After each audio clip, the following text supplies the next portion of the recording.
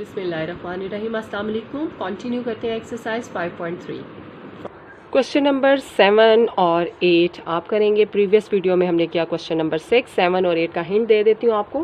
बेटा question number 7 में एक फैक्टर है और एक डिवाइज़र है। तो जो फैक्टर होगा तो बाय फैक्टर थ्योरम उसका जो वैल्यू आएगी यानी p ऑफ -4 वो इक्वल टू आपने 0 रख लेनी है और एक इक्वेशन बन जाएगी। और सेकेंडली उसका डिवाइज़र दिया हुआ है कि रिमाइंडर 36 आएगा। जब x -2 से डिवाइड करेंगे तो वो आपने p ऑफ 2 की वैल्यू को 36 लेते हुए सेकेंड इक्वेशन बना के वैसे ही सॉल्व कर लेना है जैसे क्वेश्चन नंबर 6 था। और क्वेश्चन नंबर 8 भी बिल्कुल वैसे ही है जैसे क्वेश्चन नंबर 6 था। तो अब 7, 8 आपने खुद करने हैं। 9 क्वेश्चन देखते हैं। तो बेटा 9 क्वेश्चन में है पोलिनोमियल इज़, ये पोलिनोमियल गिवन है, is exactly divisible by x square minus 5x plus 6। तो एग्जैक्टली डिविजिबल हो रही है इसलिए हमने इसको फैक्टर लिखा है और फाइंड करना है हमने a और b की वैल्यूज़ को। ठीक है, तो अब देखें ये फैक्टर्स हमारे पास क्वाड्रेटिक आया है। अभी तक जो हमने क्वेश्चंस किए हैं उसमें हमने लीनियर फैक्टर्स लिए हैं, तो हम इसकी मिड टर्म ब्रेकिंग करके इसके लीनियर फैक्टर्स बना देंगे। अब फैक्टर थ्योरम अप्लाई हो सकता है, क्वाड्रेटिक पे नहीं अप्लाई होता, ये लीनियर पर अप्लाई होता है। अब by factor theorem p of 2 की वैल्यू भी इक्वल टू 0 आएगी और p ऑफ 3 की वैल्यू भी इक्वल टू 0 आएगी। तो हम यहाँ लिखेंगे बाय फैक्टर थ्योरम आर, लिखें यार क्योंकि वो रिमाइंडर ही होता है p of 2 is equal to 0 and p of 3 भी जो है वो भी किसके इक्वल होगा, 0 के, क्योंकि एक दफ़ा x की वैल्यू 2 आएगी, सेकेंड टाइम वो 3 आएगी।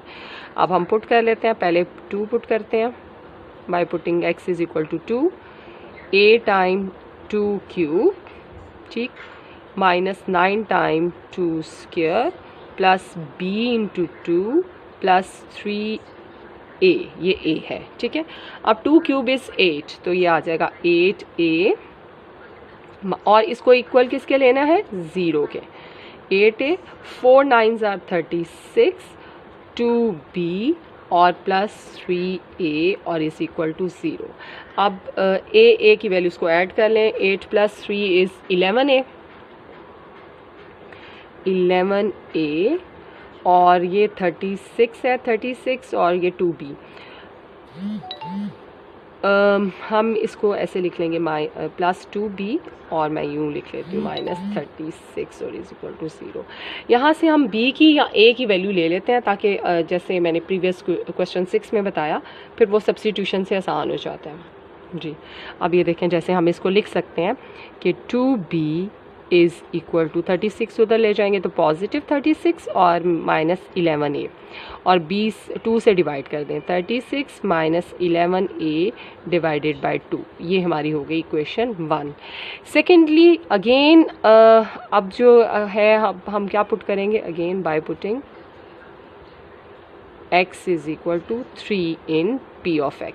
ठीक है, तो p ऑफ 3 आ जाएगा हमारे पास, a 3 cube minus 9 3 square plus b into 3 और प्लस 3a और इसको भी किसके इक्वल लेना है, 0 के, क्योंकि हमने कहा क्या कहा है यहाँ पे कि p ऑफ 3 भी किसके इक्वल होगा, 0 के इक्वल होगा। अच्छा जी, अब इसको कर लेते हैं सॉल्व। 27a, अब ये हमारे पास आ गया 3 स्क्वायर इज़ 9, 9 9s are 81, यहाँ हमने लिखा इसको -81 प्लस 3b और plus 3a is equal to 0। 27 plus 3 ये आ गया हमारे पास 30a और 3b है और -81 है इक्वल टू 0। ये हमारे पास आ गई सेकेंड इक्वेशन। अब इस सेकेंड इक्वेशन में हम b की वैल्यू पुट कर लेते हैं। ठीक है,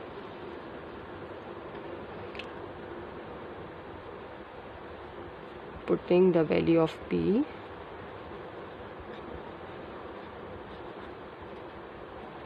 फ्रॉम 1 से हमने पुट कर ली इसमें 30a प्लस 3 b की वैल्यू आ गई 36 माइनस 11a डिवाइडेड बाय 2 और -81 इज इक्वल, इसको वैसे हम 3 पे डिवाइड कर देते तो ज़्यादा इजी हो जाता। एक स्टेप और कर लेते हैं बेटा, इसी को कंटिन्यू करते हैं। वैल्यू पुट करने से पहले देखें, ये थ्रू आउट हम 3 कॉमन ले सकते हैं या 3 से डिवाइड कर सकते हैं। तो अगर हम 3 से डिवाइड करते हैं, डिवाइडिंग बाय 3, तो ज़्यादा इजी हो जाएगा, फिर सब्स्टिट्यूशन करने से आसान लगेगा। डिवाइडिंग बाय 3 क्या आ जाएगा, 10a, ये b, और 21 को जब हमने 3 से डिवाइड किया तो 27। इसको आप कह लें इक्वेशन 2, ये ज़्यादा इजी हो जाएगा आपका, ठीक है। इसको 2 नहीं कहें, इसको 2 कह लें। अब आप पुट करें वैल्यू ऑफ a, इसमें वैल्यू ऑफ a की पुट कर देंगे, सॉरी b की, by putting the value of b from 1, putting the value of b from 1, ठीक। तो 10a और b की वैल्यू हमारे पास आई थी 36 माइनस 11a डिवाइडेड बाई 2 और माइनस 27 इज इक्वल टू 0, ठीक है। यहाँ तक बात समझ आ गई। ओके, अब क्या करते हैं कि थ्रू आउट हम इसका जो 2 है उसको ख़त्म करने के लिए थ्रू आउट 2 से मल्टीप्लाई कर देते हैं, ठीक। तो ये 2 से मल्टीप्लाई किया, मल्टीप्लाइंग बाई 2,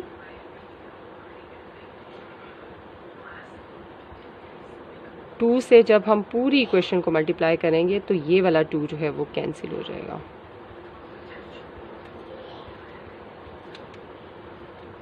और दोनों तरफ पे ही करते हैं जब हम मल्टीप्लाई करते हैं। 2 10s are 20 है, 2 से मल्टीप्लाई करेंगे तो ये 2 से कैंसिल हो जाएगा, यानी सिंपल 36 माइनस 11 आ जाएगा।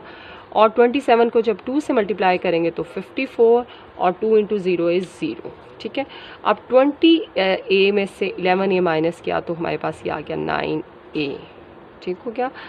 अब 54 में से 36 माइनस कर देना है, ये आएगा -18, ठीक है। 50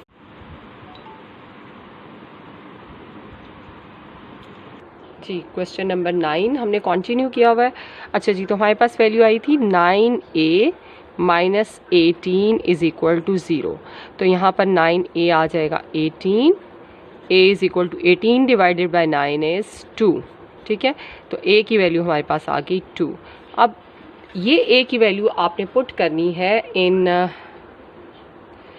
इक्वेशन नंबर 1। तो by putting this value in equation 1, by putting a is equal to 2 in equation 1।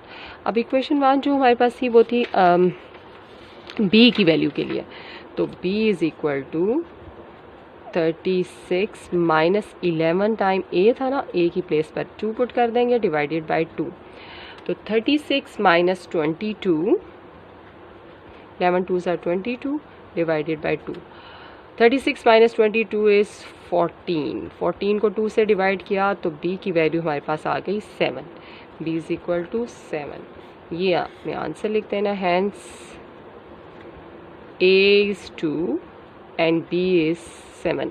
तो बेटा एक्सरसाइज 5.3 बहुत इंपॉर्टेंट है बोर्ड के पॉइंट ऑफ व्यू से, लॉन्ग क्वेश्चंस के लिए भी और शॉर्ट के लिए भी। रिमाइंडर ऑफ फैक्टर्स थ्योरम, जो सिंपल क्वेश्चंस हैं वो शॉर्ट में भी आ जाते हैं, और ये जो क्वेश्चन नंबर 5 से 9 तक हैं ये लॉन्ग में आ सकते हैं, ठीक है। तो इनकी प्रैक्टिस करें और मुझे अपना प्रैक्टिस वर्क सेंड करें। थैंक यू, अल्लाह हाफिज़।